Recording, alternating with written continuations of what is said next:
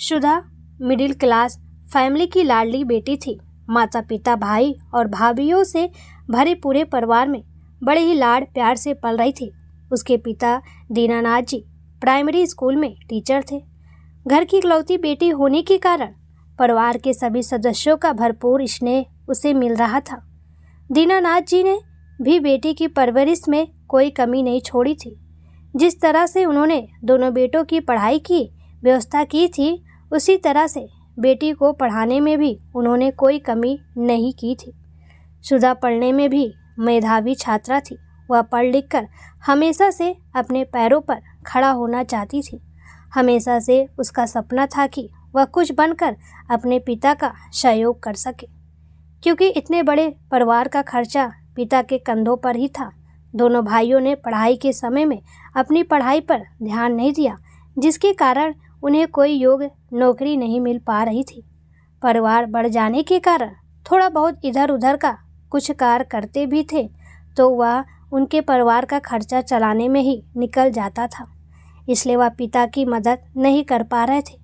दीनानाथ जी अपने सामर्थ्य अनुसार अपने परिवार का भार भी संभाल रहे थे और साथ ही साथ बेटी के विवाह के लिए पैसे भी इकट्ठा कर रहे थे, क्योंकि उन्हें दुनिया की रीत पता थी कि बेटी के विवाह योग होने पर उसके विवाह के लिए पैसे इकट्ठा करना हर पिता की जिम्मेदारी होती है। इसलिए अगर वह पहले से ही पैसे की व्यवस्था नहीं बनाए रखेंगे तो बाद में उन्हें कठिनाइयों का सामना करना पड़ेगा।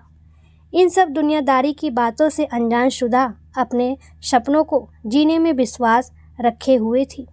उसे यकीन था कि वह पढ़ लिख कर अपने पिता का सहयोग करेगी। जो भाई लोग नहीं कर पाए वह करके दिखाएगी। उसे क्या पता था कि समाज के बंधनों के आगे उसके सपनों को कुचल दिया जाएगा और उसे भी उन तमाम लड़कियों की तरह विवाह की बेड़ी में जकड़ दिया जाएगा। एक दिन अचानक से पंडित जी ने आकर सुधा के लिए एक अच्छे रिश्ते के बारे में दीनानाथ जी को बताया। उन्होंने पंडित जी से सोचने के लिए समय मांगा, लेकिन पत्नी ने तुरंत पंडित जी की बात पर हामी भरते हुए कहा कि हमें सुधा के लिए ऐसे ही रिश्ते की आवश्यकता है। आप बात आगे बढ़ाइए, हम विवाह करने के लिए तैयार हैं। पत्नी की बात सुनकर दीनानाथ जी को शांत रहना पड़ा, लेकिन पंडित जी के जाने के बाद उन्होंने पत्नी को टोकते हुए कहा कि तुमने तुरंत हामी क्यों भर दी? मैं एक बार सुधा से इस विषय में बात करना चाहता था कि इस बारे में उसकी क्या राय है। पत्नी ने अपनी बात पर जोर देते हुए कहा कि अब इस बारे में सुधा से क्या बात करनी है, इसका फैसला हमें करना है। सुधा अभी बच्ची है, वह इस विषय में क्या राय देगी? हम उसके माता पिता हैं, हम हमेशा उसके भले की सोचते हैं और यह फैसला भी हमें ही सोच समझ कर लेना होगा, क्योंकि हमने दुनिया देखी है। हमें पता है कि जीवन के कठिन सफ़र पर एक अच्छे हमसफ़र का होना हर लड़की के लिए आवश्यक होता है। और फिर हमारी बेटी तो पढ़ी लिखी और समझदार है। उसके लिए हमें अगर इतने अच्छे घर का रिश्ता खुद चलकर आया है तो उसे स्वीकार करने में देर नहीं करनी चाहिए। इतना अच्छा रिश्ता ठुकराने में अक्लमंदी नहीं है, बल्कि मैं तो कहूँगी कि आप पंडित जी से संपर्क करके जल्द से जल्द इस रिश्ते के बारे में पता करके सुधा का विवाह करवा दीजिए, क्योंकि बार बार ऐसे रिश्ते नहीं मिल पाते हैं। हम यही तो चाहते हैं कि हमारी बेटी एक अच्छे परिवार में जाकर सुखी रहे। दीनानाथ जी को भी पत्नी की बात समझ में आ गई थी। इतने बड़े घर का रिश्ता सुधा के लिए उपयुक्त है, यह सोचकर दीनानाथ जी ने पंडित जी से मिलकर बात आगे बढ़ाने को कहा। लड़का जमींदार के घर का इकलौता बेटा था। जमींदारी चली गई थी, इसलिए परिवार अब शहर में रहता था, लेकिन उन्हें एक ऐसी लड़की की तलाश थी जो पढ़ी लिखी, सुंदर और संस्कारी हो। पंडित जी द्वारा बताए जाने पर लड़की के परिवार ने सुधा को देखने की इच्छा जाहिर की। जब सुधा को माँ के द्वारा विवाह की बात पता चली तो उसके पैरों तले जमीन खिसक गई। उसने तो पढ़ लिख कर पिता का सहयोग करने के बारे में सोचा था, लेकिन यहाँ तो दूसरी ही प्लानिंग चल रही थी। उसका विवाह करके उसे घर से निकाले जाने की तैयारी की जा रही थी, लेकिन माता पिता द्वारा दिए गए संस्कार के कारण वह अपने सपने को बिखरता हुआ देखकर भी शांत होकर शादी की रस्मों रिवाज में शामिल होने के लिए तैयार हो गई थी। मन दुखी होने के बावजूद माता पिता और परिवार के सामने मुस्कुराने की नाकाम कोशिश कर रही थी, क्योंकि वह अपने माता पिता को दुखी नहीं करना चाहती थी। शुदा पढ़ लिख कर उड़ान भरने की तैयारी में थी, लेकिन विवाह की बात सुनकर उसे यह बात समझ में आ गई थी कि शायद हर लड़की की एक ही नियति होती है। माता पिता चाहे कितने भी उदार क्यों न हो, लेकिन सामाजिक समझौते के विरुद्ध जाकर अपनी बेटी की प्रति समाज की सोच नहीं बदल सकते हैं। शुदा ने भी इसे अपनी नियति समझकर स्वीकार कर लिया था। शुदा अपने माता पिता को दुखी नहीं करना चाहती थी, इसलिए अपनी इच्छाओं को दबाते हुए उसने शादी के लिए हाँ कर दी थी। घर में चारों तरफ खुशियों का माहौल था। नाते रिश्तेदार इकट्ठा हो रहे थे।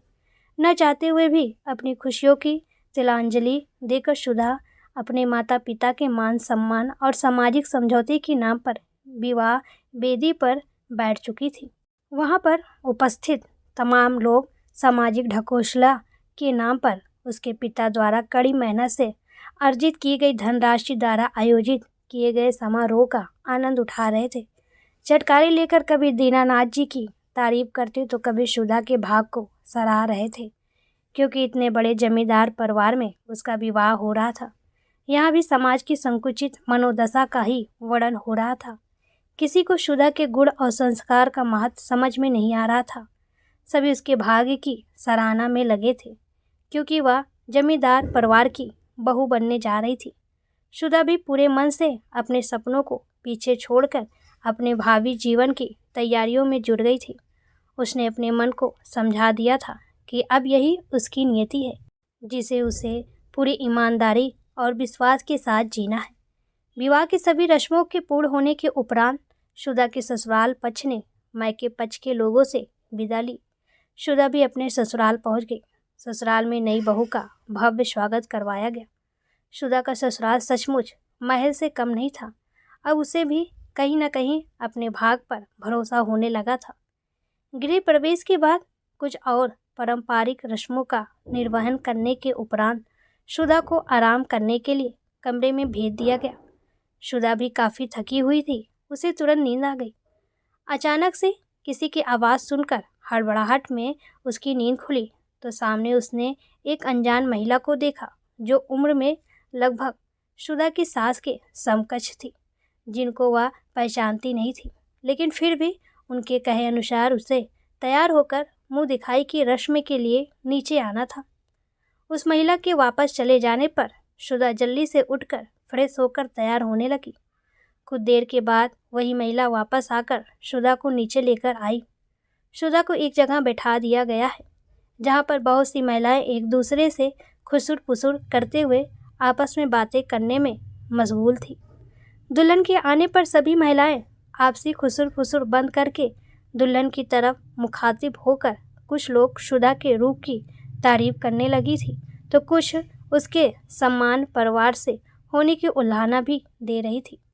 लेकिन शुदा की सास ने बात को संभालते हुए कहा कि मेरी बहू लाखों में एक है, संस्कार और गुणों की खान है और रूप में तो साक्षात देवी के समान है।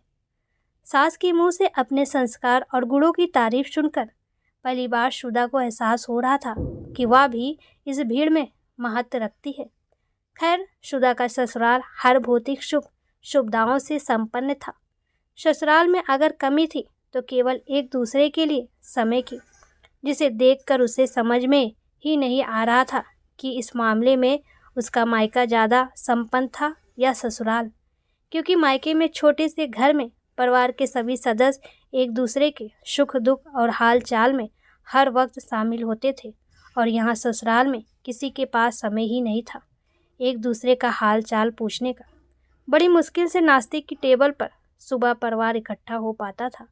उसमें भी कोई अपने बिजनेस मीटिंग के सिलसिले में फ़ोन पर बातें करते हुए नाश्ता करता था, तो कोई न्यूज़ पेपर में नज़रें गड़ाए गड़ाए नाश्ता करता था। शुदा जब अपनी सास की आंखों की उदासी को देखती तो उसे बहुत दुख होता था। वह मन ही मन सोच रही थी कि ऐसी धन के होने का क्या फ़ायदा, जिसमें माँ बेटे से बात करने के लिए तरस जाती है। बेटा माँ के लिए समय नहीं निकाल पा रहा है। पति के पास नवविवाहित पत्नी के लिए समय नहीं है। इससे बेहतर तो अपना परिवार ही था। भले ही मेरे भाई बेरोजगार थे, लेकिन कम से कम अपनी पत्नी और माता पिता के लिए उनके पास समय तो था। शायद यही वजह थी कि पिता दिन भर की कड़ी मेहनत के बावजूद भी शाम को परिवार में शामिल होने के बाद दिन भर की थकान भूल जाते थे और परिवार के सभी सदस्य खुशी खुशी जीवन का आनंद ले रहे थे, जहाँ भले ही भौतिक सुखों की कमी थी लेकिन आंतरिक खुशियाँ पर्याप्त थी। सुधा अपने ससुराल में नए परिवेश और नए लोगों के साथ सामंजस्य बिठाने की कोशिश कर रही थी।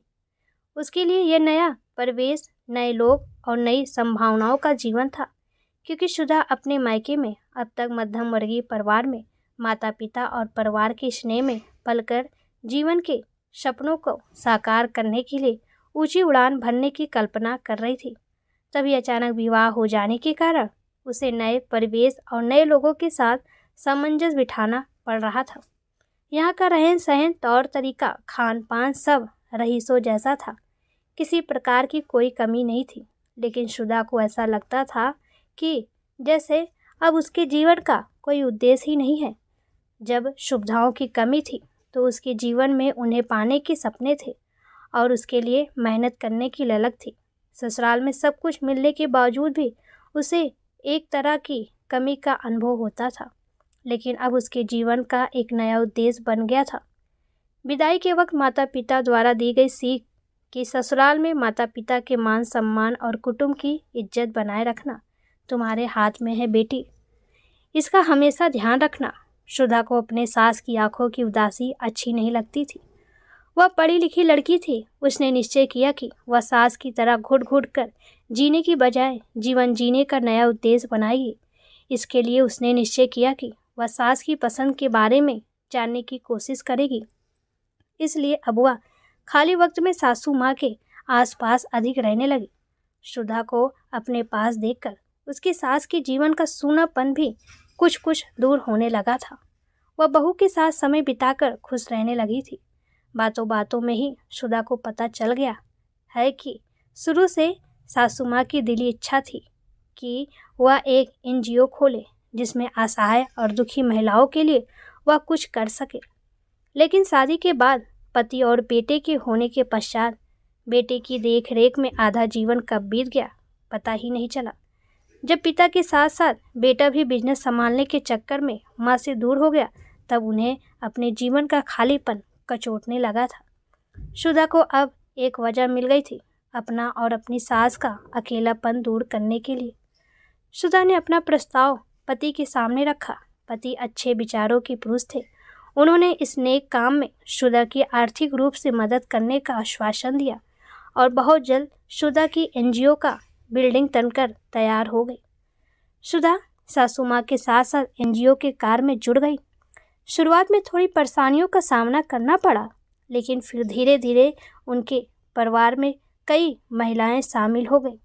सबसे पहले सुधा ने उन लाचार महिलाओं को आत्मनिर्भर बनाने के लिए छोटे छोटे स्वरोजगार शुरू करवाए, जिससे महिलाएं आत्मनिर्भर बनने लगी। अब उन महिलाओं के पास अपना रोजगार था और वह समाज में सर उठाकर जी रही थी, जिसे देखकर सुधा को बहुत खुशियाँ मिल रही थी।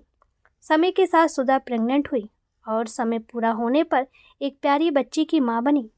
बच्ची के आने से घर में खुशियाँ आ गई थी। अब सुधा को बच्चे के लिए अधिक समय निकालना था, इसलिए NGO का कार्यभार की जिम्मेदारी सास के कंधों पर आ गई थी। सास वहाँ का कामकाज संभाल रही थी।